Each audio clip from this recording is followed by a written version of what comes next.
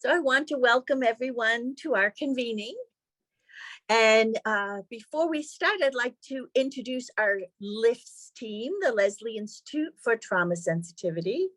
We have Sal Tarasi, you wave Sal, the director of the Trauma Institute here at Leslie. We have Merlin Mayhew, our associate director of the Center for Inclusive and Special Education. And we have Nadej Tasono Okotie, the Creativity for Healing Program Administrator. Joe Restucia sends his regard. He is currently at a memorial for Susan Cole. So tonight or this morning, if you're coming to us from Australia or New Zealand, we are so excited to present this session. What trauma sensitivity got to do with it? With Julie Avery and Ben Sacco. I first met Julie in 2019 when she visited TLPI, the Trauma and Learning Policy Initiative, and Leslie's LIFTS, Leslie Institute for Trauma Sensitivity, in Cambridge, Massachusetts, to see what she could learn from us. As we experienced in our first international convening, and during this session, we are learning from Julie, and we're learning from her colleague Ben and their work, their amazing research, and the RELATE model. So Julie is an educational and developmental psychologist and doctoral candidate at the Monash University in Australia. She hopes to better understand how the lifelong effects of intergenerational disadvantage and vulnerability in children and young people can be moderated by trauma-responsive schools. Julie is currently researching and evaluating a trauma-sensitive educational model called RELATE. Ben works with schools using the RELATE model to improve teaching and learning and well-being. Ben Sacco is an educator, a strategic thinker, and an organizational leader. In this session, Julie and Ben will share some of their work in schools using RELATE in Victoria, Australia, and they will answer these questions. What factors make a difference in whole school cultures? What elements help educators better understand social and emotional learning and trauma sensitivity issues? What supports shifts in attitude? What supports a change in practice and improved job satisfaction? What insights do teachers, parents, and students share? And lastly, what does trauma sensitivity got to do with it? So join me in welcoming Julie and Ben. Thank you so much, Patricia, for that lovely introduction. We're delighted to be joining you. Just a few screen issues here at the moment, so I'll just organize myself here. We'd like to start with an acknowledgement of land and people, and we acknowledge the traditional custodians on the lands in which we're all gathering this evening and this morning over here on this side of the world. The lands that were never ceded, and we want to pay our respects to the land, to the elders past, present and emerging, and we cherish that they hold the land and the memories and traditions and cultures, hopes and aspirations of the people. And we specifically acknowledge those of the Massachusetts tribe and the Aboriginal and Torres Strait Islander people and the Ngāti Iwi Māori people, where I am zooming in from. And we'd also like to acknowledge any other First Nations people that are joining us today, and welcome you. And I think really important to acknowledge, in lands that have been colonised, the history of trauma and loss, and that we embrace the traditional ways of bringing healing and hope to us all. So Ben, I'll get you to click onto our next slide. Yeah, and I will just double check that we can all see the slides right now. The first slide, what's trauma got to do with it? Or if you were cluey enough to understand the connection to the song, what's trauma got to do with it? Now I'm calling in obviously with Julie in the morning here, and I'm in Australia, Julie in New Zealand. So I've got my coffee. That's as good as we're going to get with the vocal today. But I can see, Donna, you are smiling, so I've got you in the right place, and it's probably a good song of yours. But quickly checking that you guys can see the cover slide there as we move to the next one. Yeah, excellent. Yeah, thanks, Ben. Excellent. Great. So as Patricia's already introduced this, just to reinforce that we are going to focus on the work that both Ben and I have been doing, looking into the impact of a trauma-sensitive model taken in a school-wide manner, and it's a whole school culture shift we're talking about. And so we're going to walk you through what the school professionals themselves have said about how they have interacted with the model, what's been valuable to them, and a little bit of data. We all need data, apparently, and I think the really valuable thing that we're going to present to you is the parent and student voice alongside the teacher voice. And what do we know about this? Because this is something that as yet the research out there doesn't manage to capture very often at all, and for many reasons. But it's exciting with this particular work we've been able to do that. So absolutely. And to help out our folks who want to put any questions in the chat, go for it. It's not fast fingers. It's just we're going to try and answer all questions that do go in that chat through the session or as follow-up outside of this session.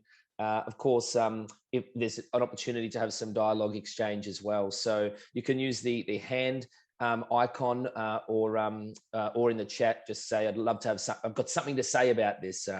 Or if you're like me, I've got something to sing about this, right? I'm looking at you, Laura. I can see a beautiful cat in the background there. Welcome, Cat. Insights are all very welcome. I'll push on to the next slide for you there, team. Thanks, Ben. You really should have brought your ukulele with you, I feel. Yeah. So the context, just to so you can place us in what we're doing. Actually, on the first slide, the second slide, the welcome slide, we had the Australian map. Because some of you won't know, we're calling in from Victoria. We're talking about research that's happened in Victoria. So I've done a little green, sort of try to capture. That's the, Australia's quite the large continent. So that's where the research is taking place. And the context slide again, they're Australian schools. We're working in the Catholic sector schools at the moment, both primary and secondary. I'd have to say there's quite a substantial amount of primary schools that we call them here, and covering off regional, rural and inner city schools. The educators aren't specifically trained in trauma. They don't have qualifications in trauma practice. But they are all trained as a qualified teacher, and Ben brings then the training around trauma to the schools. They all teach to the standard Australian curriculum, and they haven't signed up as individual schools. They have signed up as clusters of schools where the broader Catholic system has funded this research and funded the programs in the school. And Relate is underpinned by many of the, the initial work that was done in the States, and with SAMHSA, with TLPI, and the lovely Susan Cole, who we remember today, and the Traumatic Stress Network too. Fantastic. Anyone got any questions or comments at this stage before we move forward? Context does matter, as you're hearing from us today as well. The content and what we deliver can be most amazing, but without the contextualization of that, we believe in the schools and what we're doing, it's just good content being delivered. It's not applied within the context of that school. And as we all can appreciate, no school is the same. Similarities, of course, but the context is important. So any opportunity for questions or jumping in there? It's always good to have a pause for effect as well. But I can see my eyes have seen in the chat the class size. So really great context question. At the moment, Relate, if we move into the quick overview of that, which we're going to have a look at now as well, it's a 3-year whole school model that we roll out and implement into our education system and schools. So there are components of the implementation that bring about all the whole school staff. That's the teaching and the non-teaching, the admin staff, the gardener, the canteen, man or woman. Anybody at the school that is on the staff roster participates in whole school professional development days. The focus of Relate is to skill up, and we're going to look at this right now because I think it answers the question. We look at the opportunity to deepen the knowledge of our education professionals. So this is what we attempt to do in the implementation. We look at shifting the attitudes of the education professionals around trauma-informed care and how to implement trauma sensitivity approaches and responses to challenging behaviours, adverse childhood experience and the impacts of that, complex trauma and the impacts of that. So looking at the attitudes of educators, the deepening their knowledge, and then the change in practice, which is understanding how we want to implement a whole school approach that even goes as far as not just the shift in attitudes, not just the deepening of their knowledge, but also looking at their policy and practice and the implementation of their own procedures. When there's a behaviour management policy in place, is it written and is it practiced in a way that doesn't actually set kids or young people with complex trauma back? But also, how does it support the workforce, the staff, the educators? So we don't, in terms of class size, we don't at this stage roll Relate out for students to specifically be taught in the things that we have educators be taught and learning. But there is always opportunity for growth, and there's conversations as we speak around how Relate will have kind of a branch out effect and look at this work for parents to bridge the gap between school and parents, and also what could that look like if we ran sessions specifically for cohorts of kids. So hopefully that answers that, Jennifer, at this stage. I may as well go forward with the second question, which also speaks to this slide. What are the differences among regional, rural and inner city schools in Australia? Really great question. One example is an inner city school, most of the time, not all, just has greater access to resources. Our funding is set up in such a way here that there's a census date, there's children on seats, and of course the numbers makes up as part of the formula some of that funding. But there's also the genuine access, I guess, in inner city. There's pediatricians, there's psychologists, there's takeaway shops, there's parks. You go to regional and really, small country town that we're working in has a population of 600 people versus an inner city, which obviously in Melbourne in general, I think we're a 5.5 million strong population, I believe. I double check the numbers on that. But when you look at the access to resources, to professional support. I was delivering for Julie and I in this Relate model in a school that had a population of the town of 600 people, and it had one pub. It was community owned, and everyone goes there for breakfast, lunch and dinner. So there's still great opportunity, even when there's not as easily accessible the resources. But we are finding that the schools that have us go out are really appreciative that we're making the effort to go to their small towns and work with them in these areas, because for some schools, their pediatrician and their doctors are an hour away or an hour and a half away. And they're just not feeling like they're getting the access as quickly as they could. Mind you, a quick comment on that is that with the COVID-19 pandemic, some of the impacts that we could argue were positive is that a lot of what we call telehealth, a lot of Zoom calls with doctors took place. And so from a rural and regional point of view, unless you're on satellite internet, which is not the greatest internet sometimes for these places, because it can sometimes it can have problems with the connection, but they were getting access more quickly through the online component. So there's an example of technology supporting and not hindering.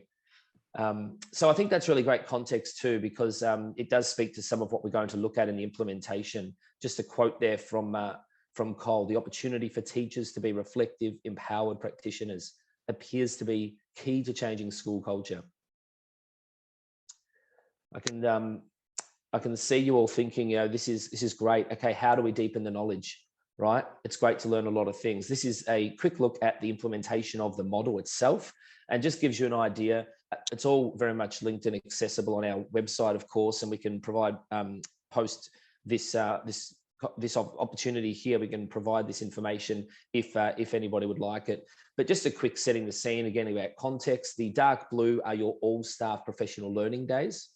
And around that, there's a bunch of things like baseline assessments, which we're going to look at today, the data. There's discovery opportunities where we talk to parent, community and students to a degree. And Julie will talk more about the voice and student agency piece that Relate still needs to do more of. But the work that Julie and the team are doing is capturing some really great opportunities there. And then there's implementation focused times in that teal color, if it's coming out on your screen there. That's where we do up to 2 days of further coaching intensely with a core group of staff who really want to drive the messages of the midnight blue professional learning days there.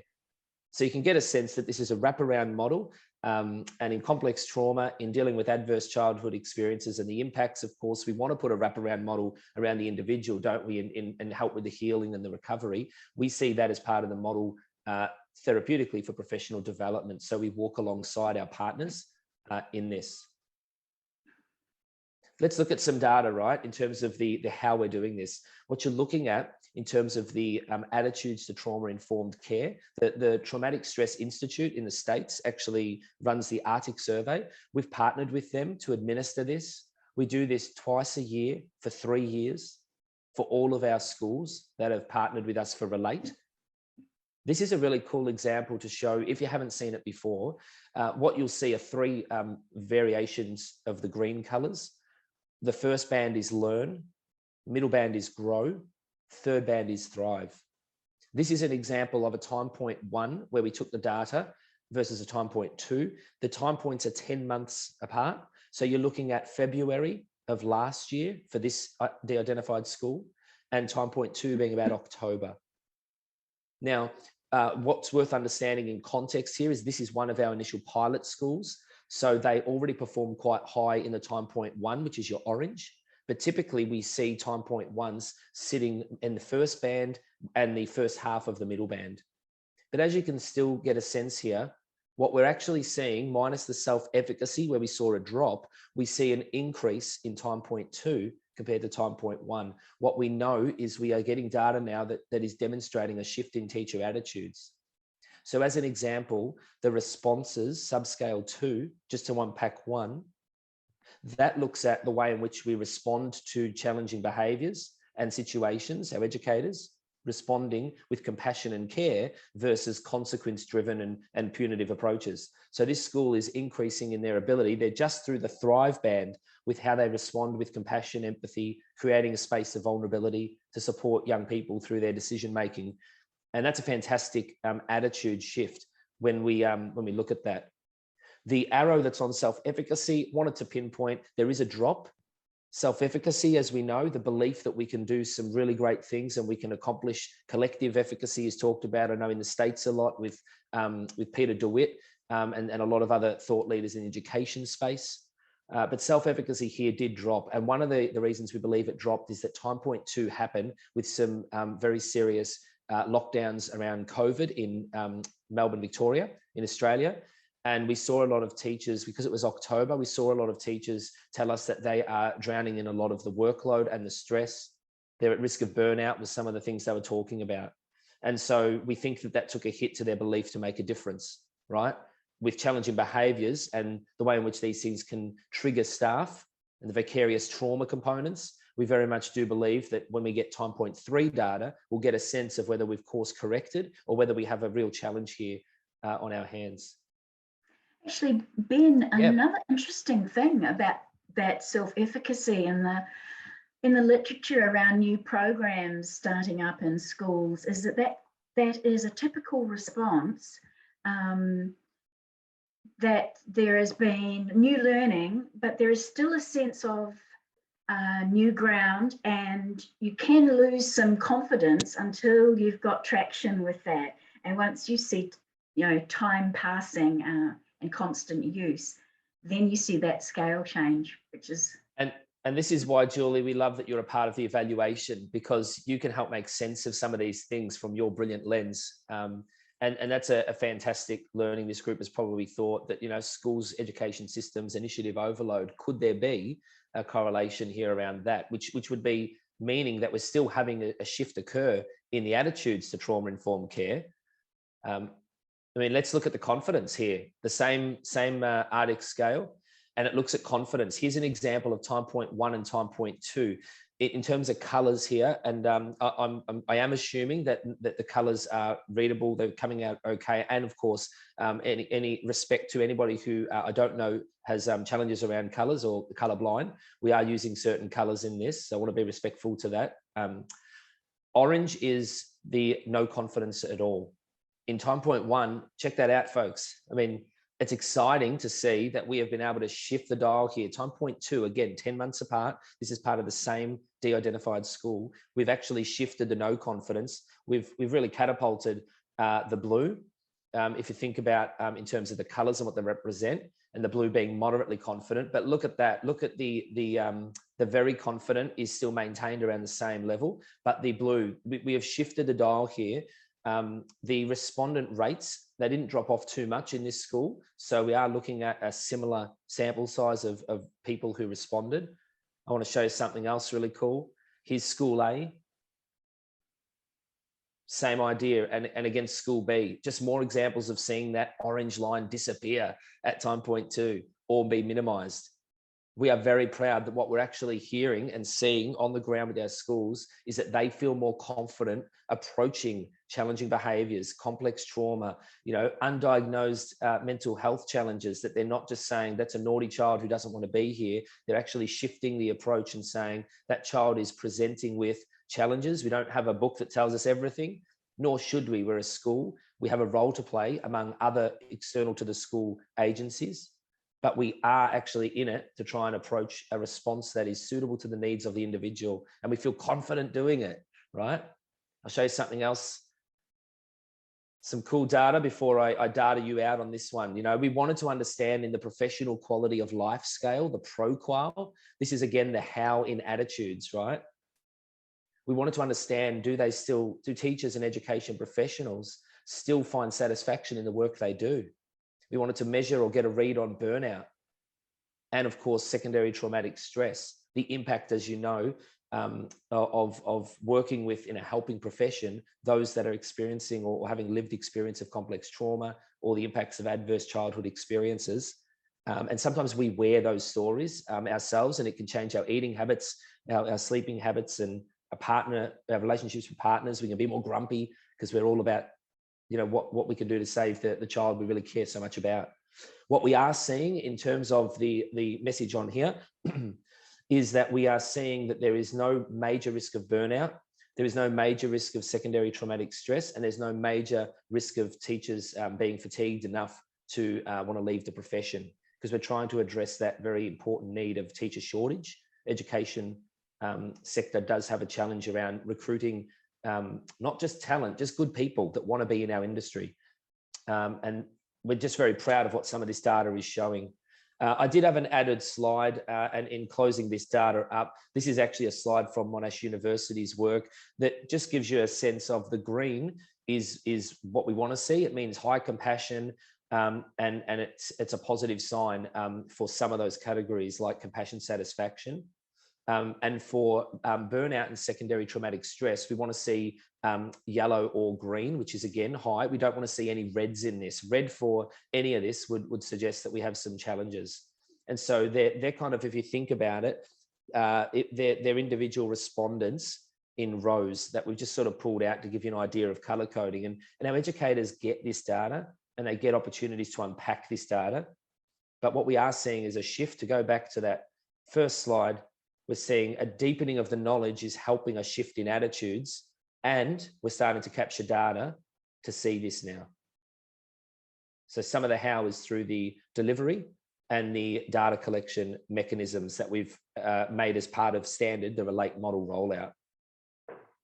Unless there's any questions, take a quick pause, and Julie's going to come in, because as much as I think my voice might be wonderful and lovely, Julie has an amazing voice for listening ears. Right, I'll get you to change the slide then, Ben. So we look Absolutely. Yeah. And this is our last slide on the sort of hard data aspect. And this is the vocal views of climate and learning. It's a short student survey. It's short because we at Monash shortened it. I think it's in its original form 40 questions.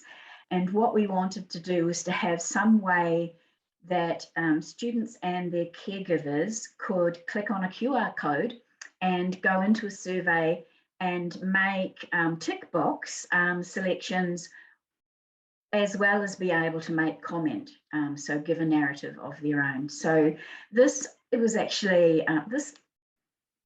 survey came to my attention when I was over in the States at the time that Patricia was telling us about, that I met you lovely folk. And it comes from, or was being used widely at that time, a whole project from Massachusetts Elementary and Secondary Education. I've got that covered up here. Yes, that's right, department. So I was very excited to hear about this vocal survey that was also used widely in Chicago. And so now we're using this, and really interesting because it's just been live in schools for a couple of weeks now, and already we've had 15 students fill this out, and 24 parents have filled it out. And it's just to show you this is one other way that we're collecting data. And at the moment, it's looking how I would expect to see it, with a few that are saying, no, this doesn't work for me. I don't feel cared about as a person by my teachers, for example. When those things aren't there, I start to get worried that somehow there is some bias around the data collection, because I would be very, I'd be very interested if no student in the school had anything to say about there needs to be improvement. So I think that's all we need. But I didn't say, of course, there's these 3 domains. So we're looking at questions for engagement, questions for safety, and questions for the environment.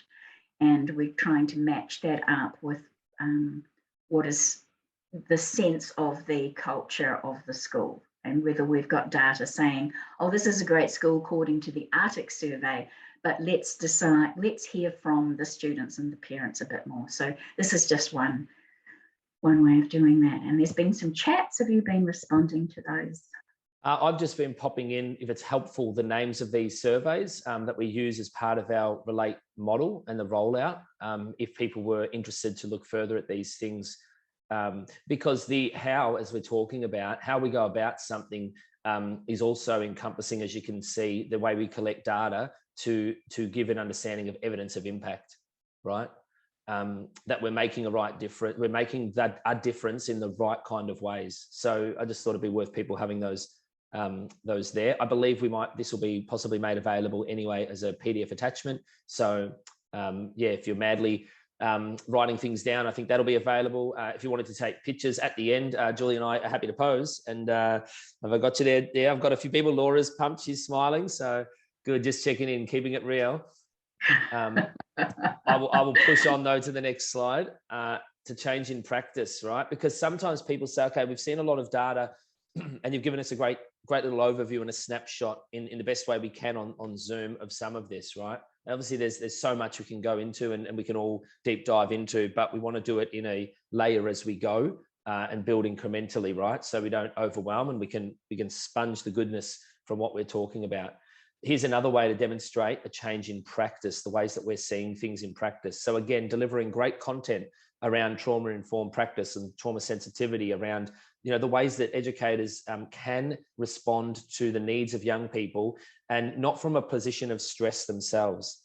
So that if teachers, as human beings, right, if we can educate our kids from a place of not being stressed ourselves and having an activated stress response, or being re-traumatized because we are dealing with our own trauma or our own adversity in life, we actually create the conditions for our young people to thrive and learn, because the learning environment is one of safety, right? These common concepts we talk about in trauma sensitivity, positive, pattern, repetitive practice and opportunity, a learning environment that is built on the foundation of safety, unconditional positive regard, all these wonderful concepts we know.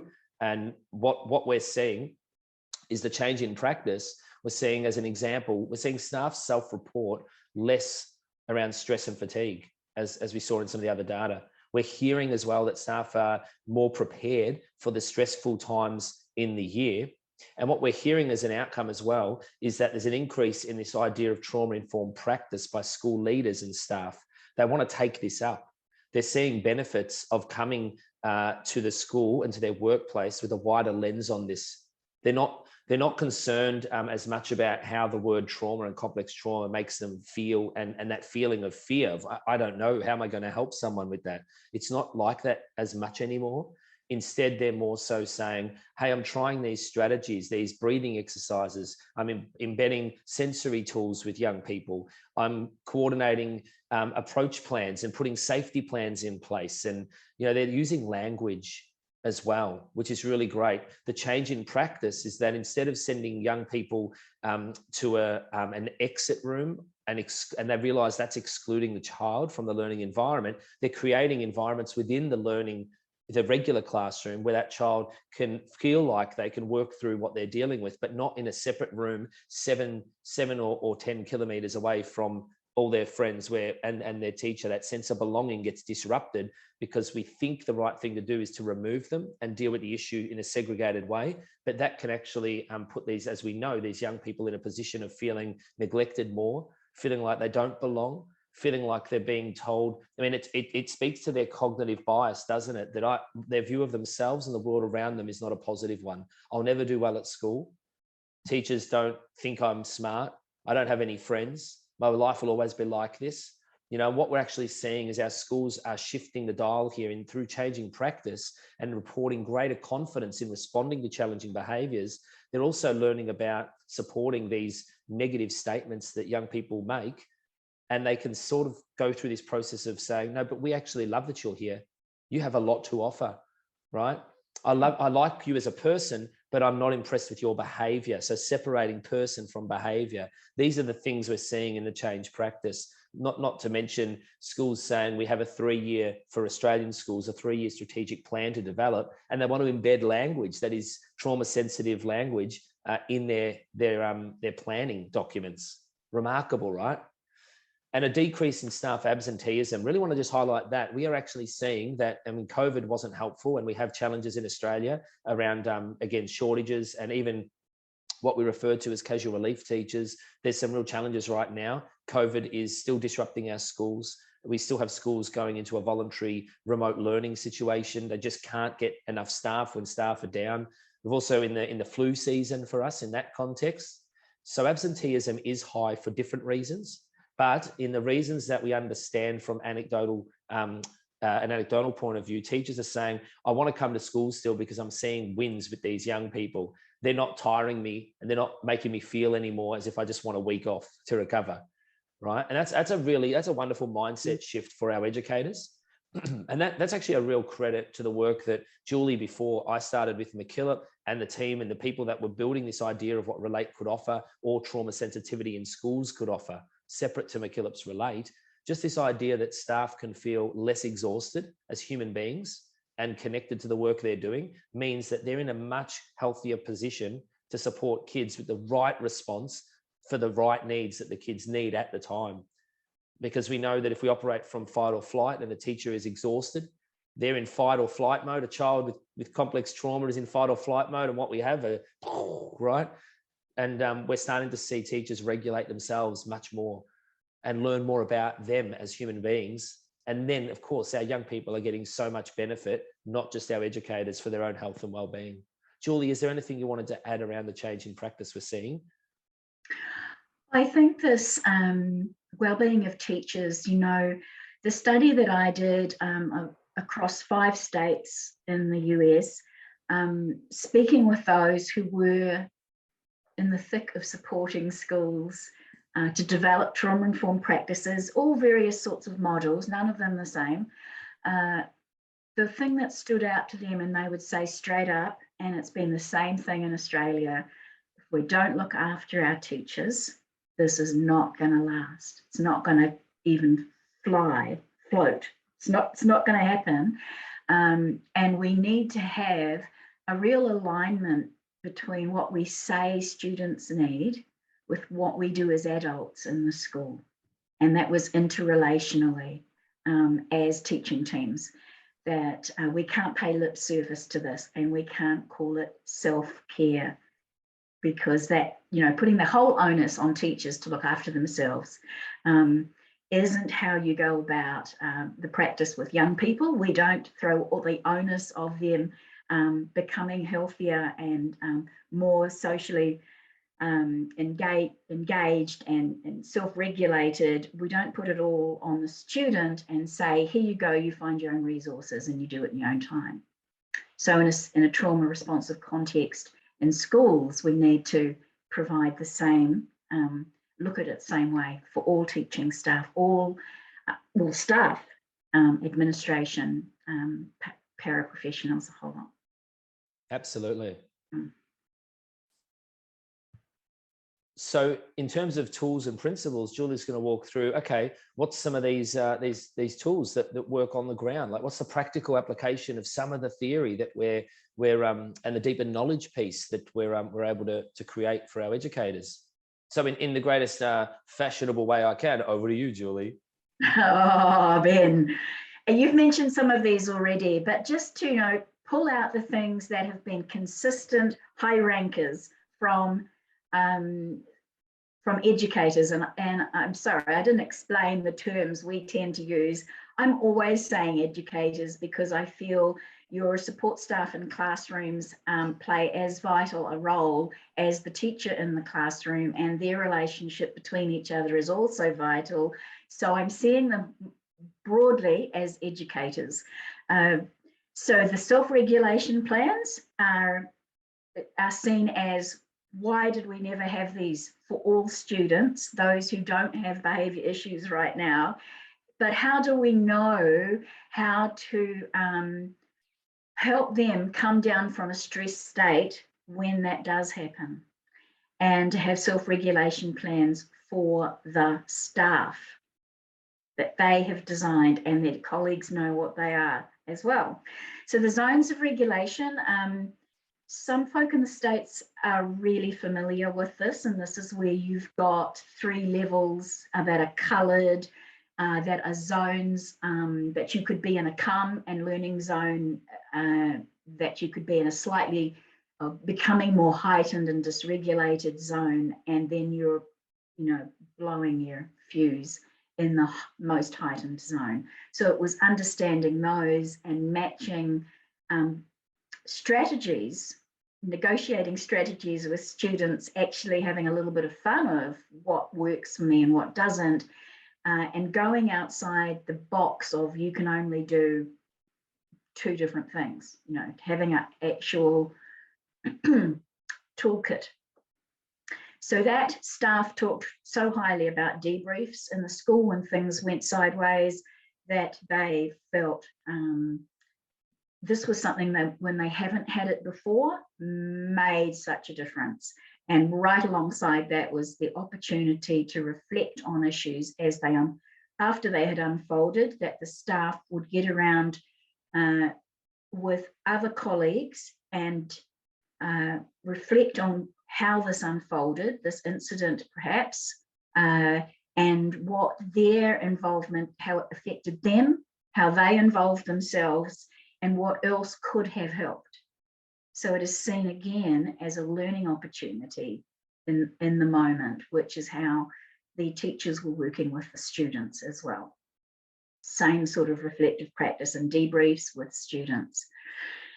And the giving of feedback, in most recent research we're doing with the schools that Ben's actively engaged in, they are completely sold on learning more about how to give feedback to students and how to give feedback to their colleagues, and have seen, they've always known there's a skill to it. And I haven't heard Ben's training, but apparently it's really good, so I'm going to book in. And the other really transportable thing, it's transportable, yes, it does require a resource in a sense. The schools that I've been working with, they have a tap in, tap out model where if this teacher is feeling that for them to regulate in the moment, they actually need to step outside the classroom and have another educator step in. That is the practice they use. And then the principles that they were calling on is saying, you know, we really have changed our discipline policies, we've changed things in our environment, we've changed things in the way we talk to each other around safety. We realise we have to see safety from everyone's perspective and what that looks and feels like.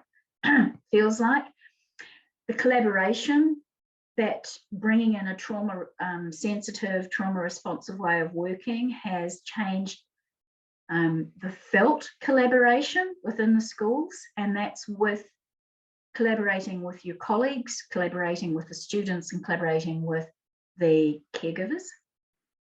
And a sense of mutuality, that the power differentials, I would say, are seen as less siloed, and that they are together building things. Communication was seen as key, and people have actively looked at ways they communicate and tone used and all sorts of skill. Transparency of what's going on and who's making the decisions and why. And the term collective care, which I also got from the States, that resonates with staff, that we're not talking about bits and pieces of care, we're talking about care within the community of the whole school. And the team aspect, and I'm going to get some quotes that we're going to end on, but you know, that team was about together each of us achieves more, and they were really strong and have been really strong in expressing that as a key principle. So, yes, here we go. The voice and agency. So this, how do you collect a sense of, how do you get a sense of how people are doing, how they're traveling, and what their real experience of school change is, apart from these surveys and data gathering things. So we, in the pilot studies that were done earlier, and with a specialist campus that I worked with some 2 years ago, a lot of interviews, and these were offered at a staff, you know, a teacher, parent, student meeting at the beginning of a term.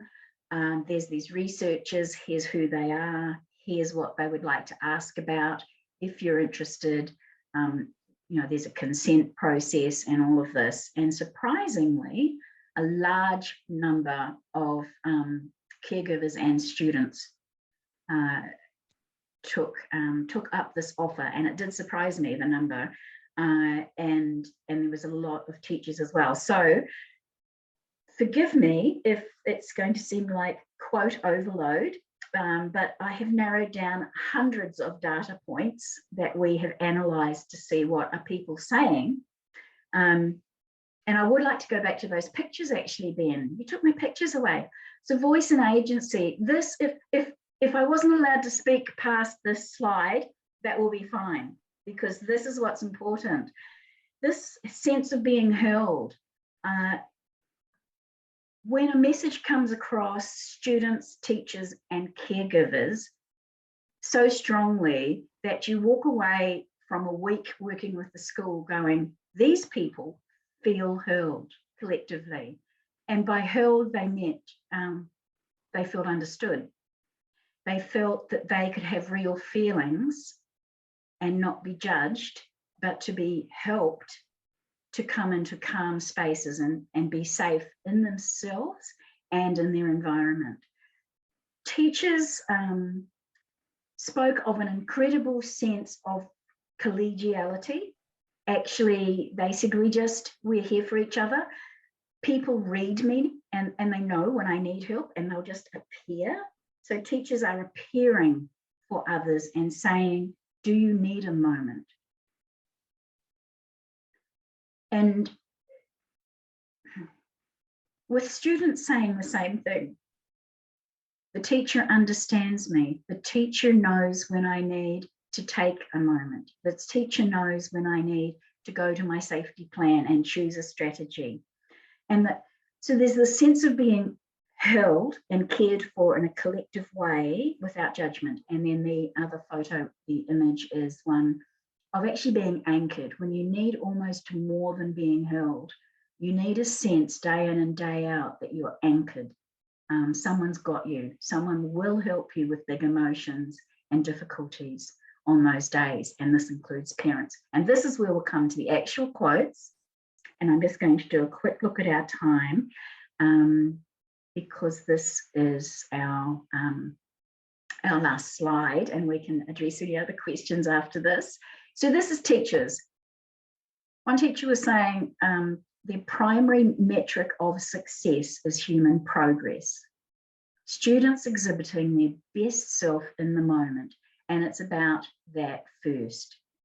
It's also where the tension is. So they were alluding to, we've got all this teaching to do. We've got a curriculum to get through.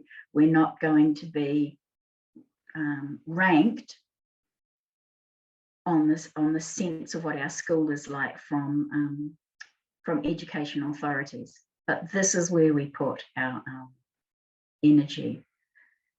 Underneath that, it's really the collapsing of those walls to make it work. We'd have huge problems if teachers were like, oh no, that's the wellbeing team, that's the wellbeing people, that's not mine, that's not my problem.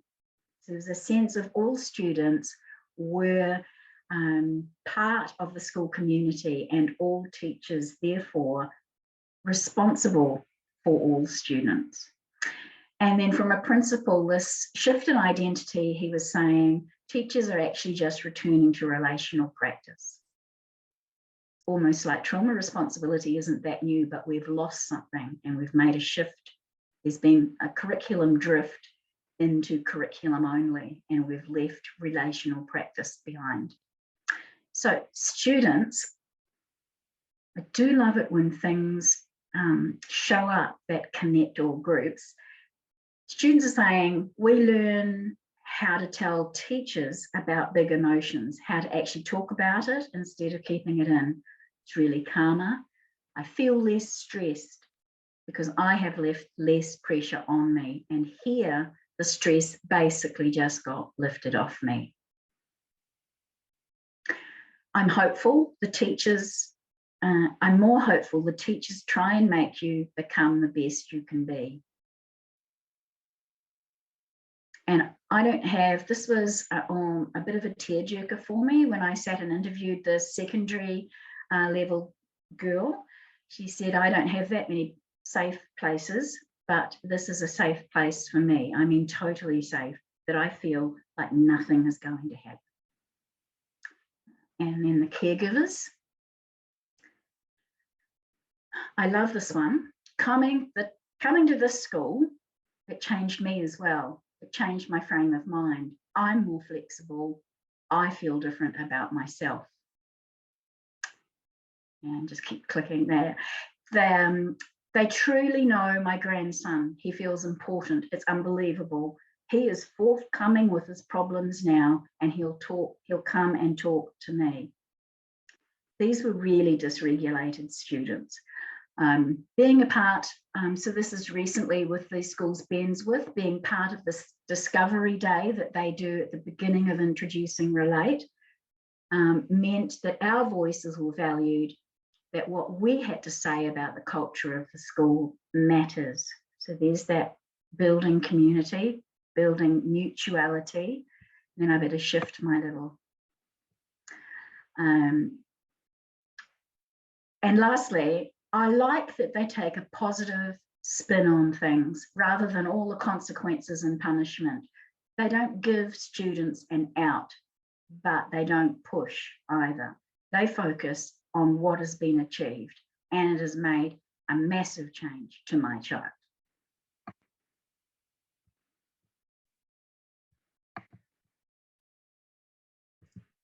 And that I feel is a lovely voice to be ending on. And so there's some questions in the chat, but just to come back in as well to how this started. What's trauma got to do with it? It has so much to do with it. I love that, Patricia. You're getting into the dance there. Yep. It's got so much to do with it, doesn't it? Right? I love seeing the smiling faces because I know the time difference for some of you. And so even though I'm morning and getting ready for my day, some of you have had a full day of probably working in this space. And it's good to see some smiles and energize you for what lies ahead for the rest of the evening for you. But as you can get a sense, there's some amazing things that trauma sensitivity has to do with it. And there's a couple of questions in here I think is worth us unpacking in the final minutes. But is there anyone that wants to come off? I probably am taking over the hosts, Sal and Patricia. I was going to say, anyone want to come off their mic to actually ask any questions for interaction before we read a few out? Are we? Okay, thanks, Sal. So just jump. Yeah. Just jumping in around the age range. So we've combined some studies here. So actually the age range is from what we would call prep or new entrant through to leaving secondary school. The bulk, however, were the bulk of what schools Ben was working with are elementary level schools. And a lot of the quotes did come from schools that had extremely high and complex needs students. And I love, Julie, there's a question around, did the study compare the impact of the program horizontally among the three types of schools? In terms of some of the projects we've got going in different parts, we haven't got a study at this stage that MacKillop, when I say we, that MacKillop is actually doing that does this across the different schools across different areas of Victoria or regions and rural and versus inner city. It could be a great opportunity to look at that. At the moment, we just have partnerships under contract with education systems in different parts of Victoria, and we're rolling out the work with their schools. So the data is very much centric to the system that is supporting through a co-funding model and a model of support that work, if that helps answer that. I'm sorry, I just want to clarify, I did not mean to be rude to set my questions before the end of the presentation.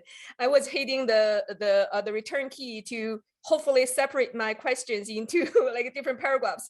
And then the return key just sent the questions out before the end of the presentation. I'm so sorry. That's okay. Have we answered everything that you thought, even if it didn't, if the computer took over your desire to separate questions? Yes. Thank you very much for answering questions. Thank you. No worries. Yeah, don't ever say sorry. I mean, it sounds like you were going to ask questions anyway, and that's great. You saved us time actually by putting it in the one section, so it's all good. All Yes, good. yes. And actually, it is such a good question about the the horizontal comparisons, and we will be doing that as part of this 3-year study. At this point, though, we have some anecdotal evidence, and that is mostly around the COVID impact that happened when these schools had like their first, excuse me, frogs. They had their first exposure to this Relate program, and literally on the second day of training, the schools are shut down. COVID has, become a real big thing, and the schools that I've been speaking with, in particular the leadership, have been saying for the bigger schools, it actually made less of an impact because, again, they had resources, they had technology, they had more internet, a whole raft of practical things, which we're going to have to try and tease out in this study, because it's not just urban versus rural, but it's urban versus COVID impact. Some of the smaller rural schools only have 2 classrooms. So they've got the entire elementary grades in 2 classrooms. And when you get your teaching staff all sick and the school leadership have to come in and teach constantly, that has just worn them thin. So they're saying, we don't even know where we get our energy from, but we are so pleased we had this training because we've been able to use these tools like checking in with each other throughout that time. Absolutely. And Danielle, I love seeing your cat take over your screen there and give you a face massage with its beautiful fur. That's the great thing. I mean, it prompts me as well to say part of the context here to Julie's comment was for a best part of 7 months of 2021, we're actually having to deliver online a lot of this work when restrictions stopped us getting to the people that we needed to get to. And so to do this and to have data that still reflects change in attitude, change in practice, deepened knowledge, we're pretty chuffed. Like, we're pretty excited about that. We've got a lot of work to still do. And I don't think Sal and the team would mind that outside of this, if there was a need to, through these opportunities, connect in with us more about this. This is part of the partnership with Sal and the team, and we're always willing to share and talk about these sorts of things. So the opportunity to do this through what they've set up here today we're extremely grateful and really pleased. There is a question, though, before the time buzzes us out. I just saw. I have a question regarding coordination of care regarding social services inclusion. Was there any opportunity to offer collaboration?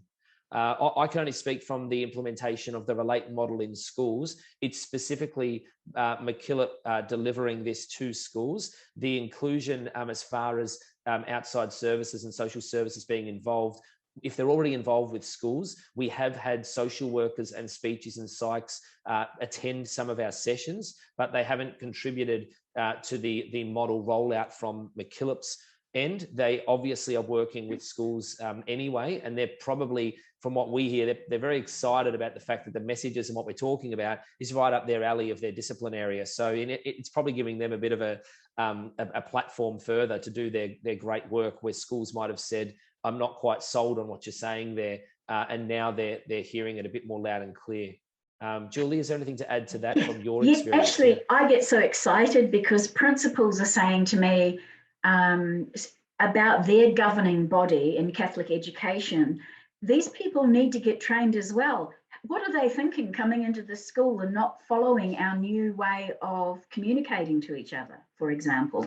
Don't send us psychologists who are going to write behavioural plans that aren't evidencing any of our new ways of practicing. And they are heightened in their response to me around these things, which systemically, this evaluation allows us as researchers at Monash to go as a sort of intermediary to the Catholic education. We have regular meetings and say, this is what principals, this is what school administrators are saying they need, along with communities of practice, which are now going to start next term. Yeah. And so this brings that whole, this is our school, this is what we need, this is what we need you to do. And in terms of other agencies, not with this study, but very quickly with one I did prior to Relate becoming what it is now. I also interviewed the agencies such as Disability Services, Child and Adolescent Mental Health Services, and Child Protection Services. And I have never heard such glowing reports about a school where they send children who have just been dismissed from every other mainstream school. And the things they love was the being brought onto the same page, being given a voice, being listened to. So we're hearing exactly the same experience from agencies as we're hearing in the schools, from caregivers, from students. We value being valued. We have something to say. We value being given a space to say it. And we value the communication you give back to us so we know what's going on. And by the by, actually insist that these people turn up to case planning meetings for the student. And because that's always been a bit of a thing. Patricia, I know you've got to close us out. Jennifer has one question. We could actually answer this in 20 words or less. So we then have got everyone's questions answered. And I don't want Jenny to run. I thought she might be running off because I saw, thank you so much for the presentation. So here it goes. Your question is, we're working with teachers who understand the value of this. Have you had any issues with principals or administrators not buying in because it interferes with academics? And here goes my best chance. It's this, I'm going to say it this way. They say a fish rots from the head down, but a flower grows from the ground up. So if a leader is not seeing the value in this, there is still ample opportunity to create movement and groundswell from those that do see it. And that's what we're doing. We have schools not wanting to take this up in terms of the leaders that represent it, but the staff are coming in and moving into the other schools to do delivery days. And then they're selling the message and the influence of the power of this. So hopefully that kind of answers it. We'll always have the non-believers, right? Until they realize that, and a point in their life allows them to see the belief is worth having. I think that was 35 words, but hey, I'm done, Patricia. I promise I won't sing anymore either, but we got all the questions answered. Please keep singing. I love What's love got to do? No, that was the real version because I know you guys wanted to hear it, right? Tina Turner, hey? Go for it though. I better pass it back over. And Julie, thanks for a great chance to again work with you on this with the team. I love the metaphor from the flower up, from the ground up, the flower grows. So, and what a lovely way to end our evening with song. Thank you both, Julie and Ben. We absolutely enjoyed every word. And Sal, did you want to? Just to say thank you, and please know that we will be thrilled to continue our relationship and to do everything in our power to continue to collaborate with you, because you're doing just wonderful work, and it shows right through. So thank you so much. Thank you, Sal. It is so great to be amongst colleagues around the world that, you know, these aren't isolated concerns. They're different in different countries and different parts of different countries, yes. But as a fabulous Pacifica friend said to me once when I asked her from a cultural perspective, how do you even talk about trauma? Does this language make any sense? And she listened to me rabbit on, bless. And she just looked at me, she said, Julie, put her hands on my shoulder. She said, Julie, we're actually all humans. Yeah.